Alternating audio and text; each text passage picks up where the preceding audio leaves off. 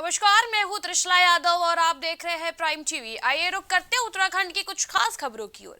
आगामी 14 फरवरी को होने वाले विधानसभा चुनाव की तारीख जैसे जैसे नजदीक आती जा रही है, वैसे वैसे राजनीतिक दल चुनाव जीतने के लिए कई तरीके के हथकंडे अपना रहे हैं। कहा जा रहा है कि सहसपुर विधानसभा में भाजपा प्रत्याशी सहदेव सिंह पुंजीर को जनता का समर्थन मिल रहा है। भाजपा प्रत्याशी का कहना है कि आजादी से लेकर अब तक कांग्रेस तुष्टीकरण की राजनीति करती आई है। इनके पिछली सरकार में भी तुष्टीकरण देखा गया। अब कांग्रेस चुनाव में 4 धाम की बात कर रही है। यह देवभूमि है, यहाँ पर धर्म के आधार पर कोई तुष्टीकरण राजनीति नहीं चाहिए। भाजपा का एजेंडा है कि सबका साथ, सबका विकास और सबका विश्वास। हम उस पार्टी के लोग हैं, हम कहते हैं सबका साथ, सबका विकास, सबका प्रयास और सबका विश्वास कि क्षेत्र का विकास सबको साथ लेकर हम राष्ट्र हित की बात करते हैं। हमारे लिए देश सर्वोपरि, हम देश की सुरक्षा, देश के मामले में कोई समझौता नहीं कर सकते और हम इस तुष्टीकरण की राजनीति की हम भर्त्सना करते हैं कि क्या नाम से सहसपुर में मुस्लिम यूनिवर्सिटी खुलनी चाहिए। मैं इसका बिल्कुल सख्त पुरजोर विरोध करता हूं। ये देवभूमि है। तो वहीं रुड़की से भाजपा प्रत्याशी प्रदीप बत्रा ने विधानसभा क्षेत्र में जनसंपर्क किया। चुनावी महासंग्राम शुरू हो गया है, जिसके चलते सभी दलों के प्रत्याशी क्षेत्र में लोगों से जनसंपर्क कर रहे हैं। इसी के चलते भाजपा से प्रत्याशी पूर्व विधायक प्रदीप बत्रा विधानसभा के ग्रामीण क्षेत्र कानापुर में जनसंपर्क के लिए पहुंचे हैं। क्षेत्र के लोगों ने प्रदीप बत्रा जिंदाबाद, भारतीय जनता पार्टी जिंदाबाद के नारे लगाए और सभी समाज के लिए लोगों ने भाजपा प्रत्याशी प्रदीप बत्रा का फूल मालाओं से स्वागत किया है। यहाँ जरूर ये नारा हमने दिया और ये नारा वाकई पूरा होगा। पूरी रुड़की का समर्थन हमें मिल रहा है। आज हम खानापुर गांव में आए, देखिए आप किस तरह जनसैलाब और गांव का समूह उड़ रहा है और चाहते हैं कि लोग एक ऐसा आदमी व्यक्ति है जो हमारे बीच का व्यक्ति हो, जिन 10 साल हमारे साथ रहा, हमारे काम करे और दुख सुख में हमारा साथ ही रहा हो। तो ऐसे व्यक्ति को वोट देना चाहते हैं लोग और लोग अपने आप आकर उत्साह दिखा रहे हैं, समर्थन दे रहे हैं। तो मैं समझता हूँ कि 60,000 पार इस बार का लक्ष्य हमारा सिद्ध होगा। रुड़की की झबरेड़ा विधानसभा से बसपा प्रत्याशी आदित्य ब्रजवाल ने वोट के लिए अपील की। प्रत्याशी आदित्य ब्रजवाल ने कहा कि बेहतर और उज्जवल भविष्य के लिए बहुजन समाज पार्टी को वोट करें। बता दें कि जैसे जैसे चुनाव की तारीख नजदीक आती जा रही है, वैसे वैसे हर एक दल के प्रत्याशी अपने पूरे दमखम के साथ क्षेत्र में लोगों से जनसंपर्क कर जनसमर्थन जुटाने में लगे हैं। तो वही बसपा प्रत्याशी आदित्य ब्रजवाल ने बहुजन समाज पार्टी के सर्व समाज का हित बताते हुए बसपा पार्टी के लिए खास अपील की है। लोग अपने स्तर से चुनाव लड़ रहे हैं, हमारे साथ जनता का समर्थन है और जनता के समर्थन से उसे ही कोई भी छोटा या बड़ा चुनाव हो वो जीता जाता है। कोई एक परिवार ये डिसाइड नहीं कर सकता कि चुनाव कौन जीतेगा। जी देखिए, आप कह रहे हो तो ऐसा हो सकता है, परंतु मैं तो अपने बारे में कहना चाहता हूं कि हम सब लोग तो बहुजन समाज पार्टी की टीम गाँव दर गाँव जाकर सभी लोगों से मिल रही है और सभी लोगों का मान सम्मान पूर्णतः बहुजन समाज पार्टी को मिलने का काम। लश्कर में आजाद समाज पार्टी के चीफ चंद्रशेखर आजाद ने दौरा किया। इस दौरान उन्होंने लश्कर विधानसभा सीट से आजाद समाज पार्टी के प्रत्याशी हाजी तस्लीम अहमद के पक्ष में रोड शो किया। रोड शो के दौरान चंद्रशेखर आजाद को एक झलक देखने के लिए युवाओं का जनसैलाब उमड़ पड़ा। तमाम राजनीतिक दलों के बड़े नेता अपने दलों के पक्ष में माहौल बनाने के लिए विधानसभा वार पहुंचकर अपनी पार्टी के प्रत्याशियों के पक्ष में चुनाव प्रचार कर रहे हैं।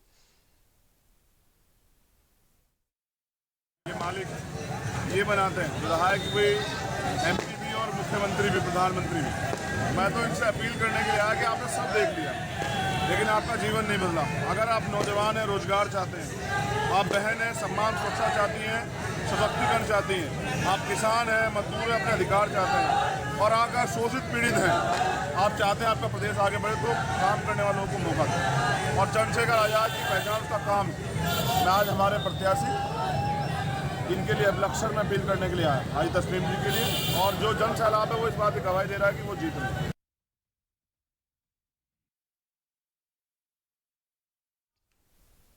विश्व प्रसिद्ध बद्रीनाथ धाम के कपाट आगामी 8 मई को फिर से श्रद्धालुओं के लिए खोल दिए जाएंगे। बता दें कि भगवान बद्रीनाथ धाम के महा अभिषेक के लिए 22 अप्रैल को नरेंद्रनगर स्थित राज दरबार में सुहागिन महिलाओं की ओर से तिलों का तेल पिरोया जाएगा। इसी पर महाराजा मंजुनेश शाह ने भगवान बद्री विशाल से विश्व कल्याण की कामना करते हुए सभी को शुभकामनाएं दी हैं। साथ ही ये भी कहा कि कुंडली के आधार पर नक्षत्रों की गणना करके बद्रीनाथ धाम के कपाट को फिर से खोला जाएगा। बड़े प्रसन्नता की बात है कि आज हमने तारीख चुन ली है। श्री श्री बद्रीनाथ के कपाट 8 मई 6:15 बजे खुलेंगे और 22 अप्रैल को गाड़ू घड़ा की परंपरा होगी। और मैं देशवासी को सबको संपन्न और खुशी का मैं संदेश लाना चाहता हूँ। पंचमी के शुभ अवसर पर भगवान बद्री विशाल जी के कपाट खोलने की जो प्रक्रिया है वो प्रारंभ हो चुकी है और महाराजा जो टिहरी नरेश हैं उनकी जन्म पत्रिका और पंचांग गणना के आधार पर राजपुरोहितों ने 8 मई का तिथि निर्धारित की है। और जो इसके साथ ही जो भगवान बद्री विशाल के पूजा में जो तेल उपयोग में आता है उसके लिए जो गाड़ू घड़ा है वो आज राजमहल को डिमरी पंचायत द्वारा सौंप दिया गया है और उसकी तिथि भी निर्धारित कर दी गई है तेल पिरोने की। जिला निर्वाचन अधिकारी व जिलाधिकारी विजय कुमार जोगदंडे ने स्थापित कंट्रोल रूमों का स्थलीय निरीक्षण किया। अधिकारी ने संबंधित नोडल अधिकारियों से अभी तक किए गए कार्यों की जानकारी ली। उन्होंने संबंधित अधिकारियों को निर्देशित किया कि चुनाव को मद्देनजर रखते हुए गंभीरता के साथ काम किया जाए। साथ ही उन्होंने एमएसपी कंट्रोल रूम का भी निरीक्षण किया, वहां उपस्थित कर्मियों से बात की और सोशल मीडिया में प्रत्याशियों की ओर से प्रचार प्रसार की जानकारी ली।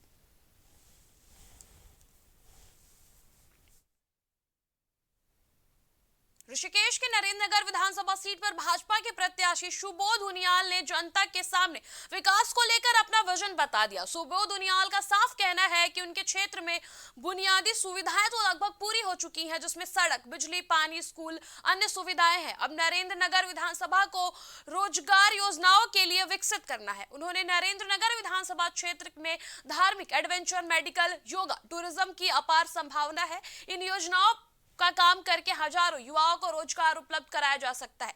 उन्होंने दावा किया है कि 14 फरवरी को मतदान के बाद 10 मार्च को वह फिर से नरेंद्रनगर विधानसभा सीट पर जीत हासिल करेंगे। मैंने बुनियादी जो आवश्यकता होती है, सड़क, बिजली, पानी, स्कूल, इसको संपूर्णता में इसमें प्राप्त की है।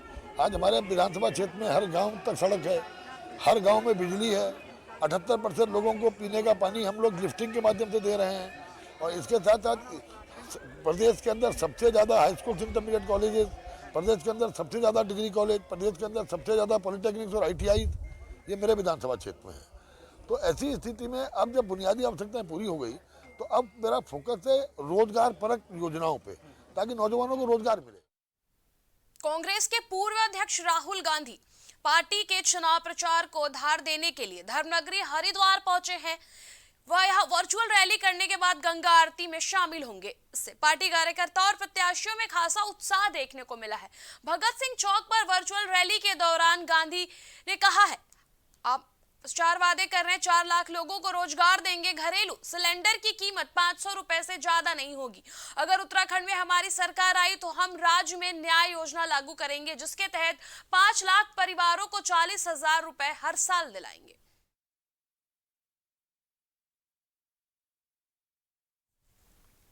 विधानसभा चुनाव को देखते हुए भाजपा के राष्ट्रीय अध्यक्ष जेपी नड्डा और केंद्रीय सड़क परिवहन और राजमार्ग मंत्री नितिन गडकरी के उत्तराखंड दौरे तय हो गए हैं, जहां नड्डा 6 फरवरी को उत्तरकाशी आएंगे, जबकि गडकरी 7 फरवरी को देहरादून में भाजपा की दृष्टिपत्र को जनता को समर्पित करेंगे। प्रधानमंत्री नरेंद्र मोदी का 6 फरवरी को हरिद्वार संसदीय सीट के अंतर्गत आने वाले विधानसभा क्षेत्रों की जनता को वर्चुअल संबोधित करने का कार्यक्रम प्रस्तावित है। भाजपा के प्रदेश मीडिया प्रभारी मनवीर सिंह चौहान के अनुसार भाजपा के राष्ट्रीय अध्यक्ष जेपी नड्डा 6 फरवरी को उत्तरकाशी में सभा को संबोधित करने के साथ ही घर घर जनसंपर्क करेंगे। इसके अलावा केंद्रीय मंत्री नितिन गडकरी 7 फरवरी को देहरादून पहुंचेंगे और विधानसभा चुनाव के लिए भाजपा की दृष्टिपत्र को लॉन्च करेंगे। देहरादून में बर्फबारी और भारी बारिश के चलते डीजीपी अशोक कुमार ने पुलिस फोर्स को अलर्ट पर रहने के निर्देश दिए हैं। साथ ही उत्तराखंड आ रहे पर्यटकों से भी सावधानी बरतने की अपील की है। बर्फबारी का लुत्फ लेने भारी संख्या में पर्यटक स्थलों पर पहुंच रहे हैं। वहीं पर्यटक किसी भी आपातकाल स्थिति में संभव मदद ले सकते हैं। मौसम विभाग ने बर्फबारी और भारी बारिश का अलर्ट प्रदेश के ऊंचाई वाले इलाकों में जताया है।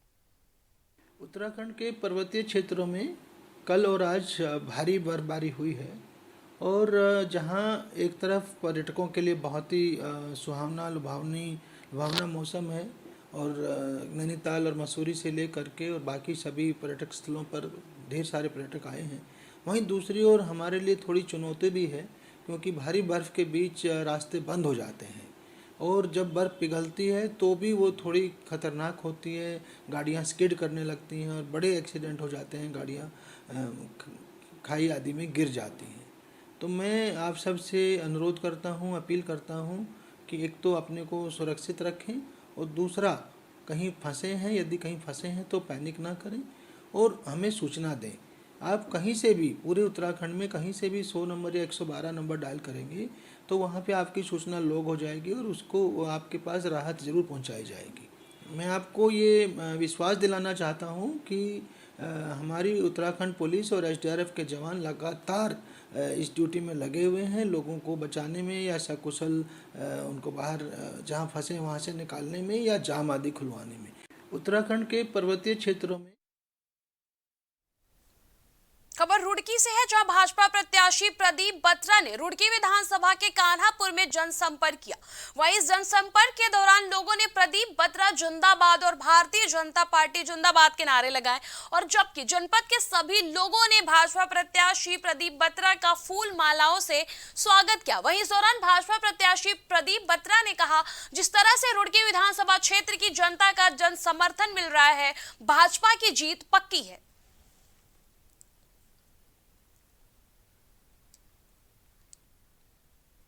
हरिद्वार के रोशनाबाद पुलिस कार्यालय से आधुनिक उपकरण से लैस 11 स्कॉर्पियो को हरी झंडी दिखाकर रवाना किया गया। इस दौरान वाहनों के बारे में जानकारी देते हुए कहा गया कि अगर कहीं कोई दुर्घटना या कोई क्राइम होता है तो वहां सबसे पहले उस जगह पर पहुंचकर पीड़ित की हर संभव मदद करेंगे। जैसा कि आप जानते हैं कि बदलते हुए परिवेश में पुलिस के आधुनिकीकरण की भी लगातार आवश्यकता महसूस की जाती रही है।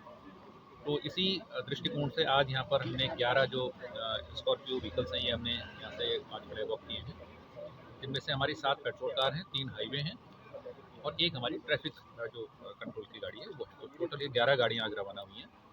ये जनपद के विभिन्न रूट्स पे लगातार गश्त वगैरह करेंगी और एज ए फर्स्ट रिस्पॉन्डर कभी भी कहीं कोई दुर्घटना होती है या कोई क्राइम होता है तो उसमें सबसे पहले पहुँचने वालों में ये गाड़ियाँ होंगी और एक फर्स्ट रिस्पॉन्डर की भूमिका अदा करेंगे ताकि जनता को या किसी भी तकलीफ वाले आदमी को त्वरित उसको सहायता मिल सके। मैंने कहा ना, इनके 2-3 भूमिकाएं होंगी। एक तो जैसे हाईवे में रहेंगे तो क्राइम कंट्रोल, जो अपराध है उस पर नियंत्रण और किसी भी अपराध की घटित होने पर पहले सबसे वहाँ पर पहुँचने वाली में होंगी। और दूसरा, यदि कोई दुर्घटना हो जाती है, तो सड़क में दुर्घटना हो जाती है या किसी भी प्रकार की कोई दुर्घटना होती है तो वहाँ पर सबसे पहले पहुँचने के लिए इन लोगों को निर्देशित किया जाए।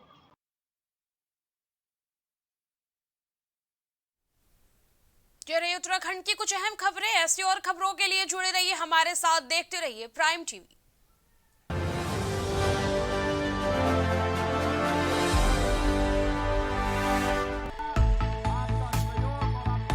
कुछ भाव पुष्प। आप देख रहे हैं प्राइम टीवी, सच साहस सरोकार।